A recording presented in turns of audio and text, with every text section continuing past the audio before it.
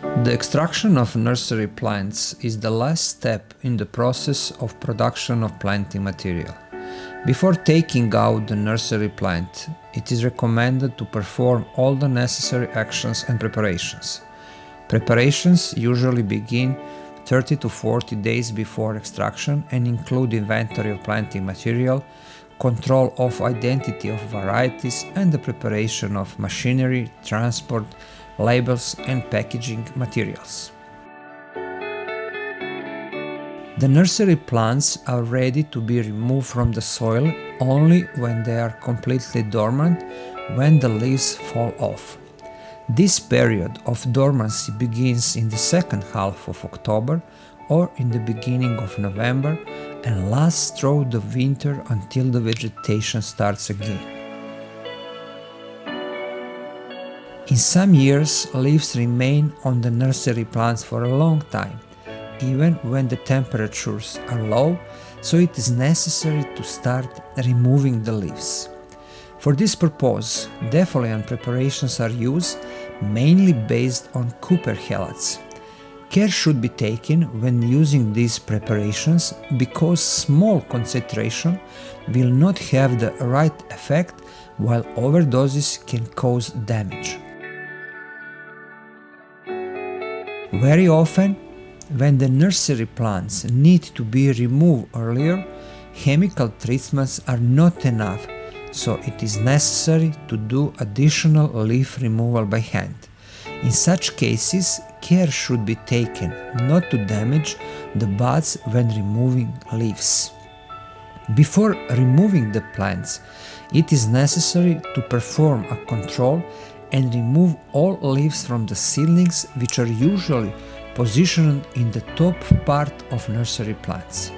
Nursery plants should not be removed if the leaves are present on them, as this can lead to the transpiration and rapid drying of the plants. The removal of plants should be done only when the temperatures are above zero in order not to freeze the root. The technique of removing plants is very important because the removal can cause large losses. Unprofessional extraction leads to a breakage and injury of above ground part of the plants or to excessive shortening of the root system.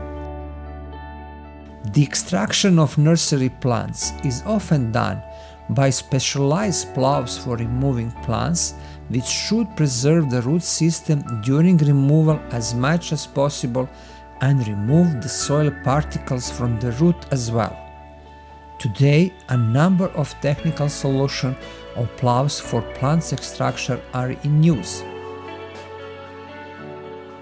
Plows of simple construction cut the root system and partially loosen the nursery plants, so that the large part of soil particles remain on the root system, which is not desirable.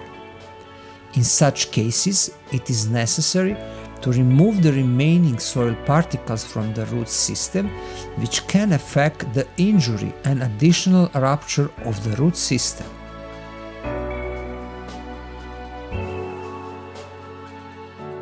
Modern plows for the extraction of nursery plants have a continuous strip behind the plow that pulls the nursery plants. During the movement of nursery plants along the strip, the levers that are on the side of the strip hit the plants along the root system and thus remove the soil particles from the root. The speed of such plows depends on a number of factors such as soil physical characteristics, the level of soil humidity, type of rootstock, vegetative or generative, training of workers, primary tractor drivers, etc. In optimal conditions, with the use of a plow, it is possible to extract up to 30,000 nursery plants per day.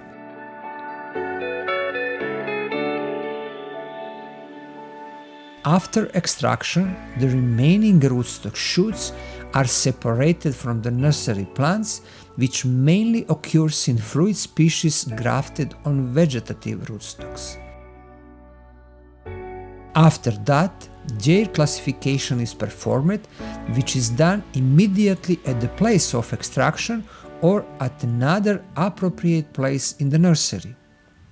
Nurseries generally classify nursery plants according to their international protocols. The classification is done by experienced workers who can early distinguish between different categories of planting material.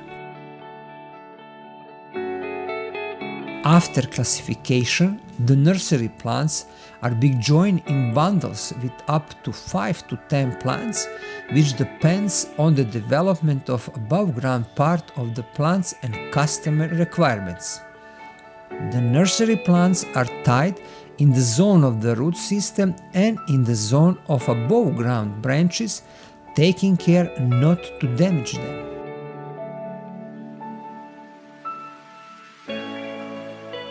In order to reduce the damage to the above ground part, the modern way of packaging the nursery plants involves connecting them with an elastic net that protects the above ground branches and buds.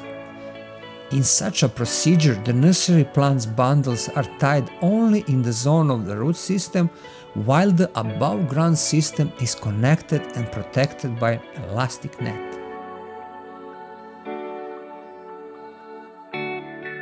After tying, the nursery plants are taken for further storage in adequate conditions.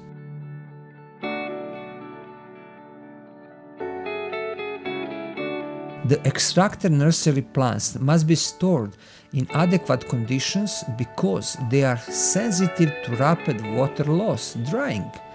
Traps or cold storages can be used to store nursery plants over the winter. Trap is a trench dug in drained soil 1 meter wide, 60 to 80 centimeters deep, in which stacks of nursery plants positioned upright are placed.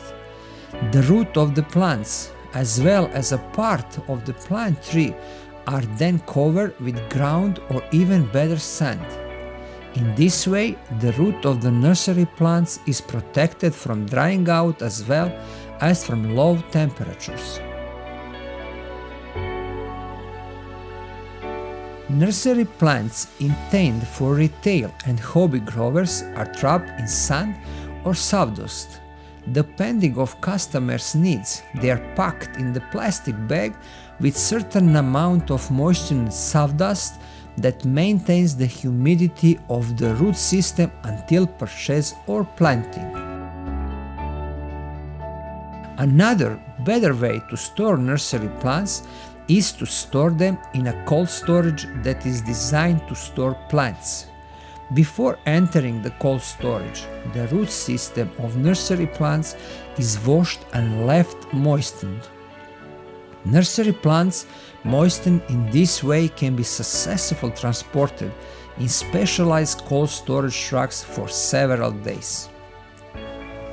Coolers for nursery plants are very similar to fruit cold storages, but they must have a system for maintaining high relative air humidity, which is usually over 90 degrees. The temperature at which the nursery plants are stored is usually 2 to 4 degrees Celsius. Nursery plants stored in cold storages can be planted outside the optimal planting dates during the May if irrigation during plantation is provided. Nursery plants from cold storages are transported to end customers where they continue their life in production conditions.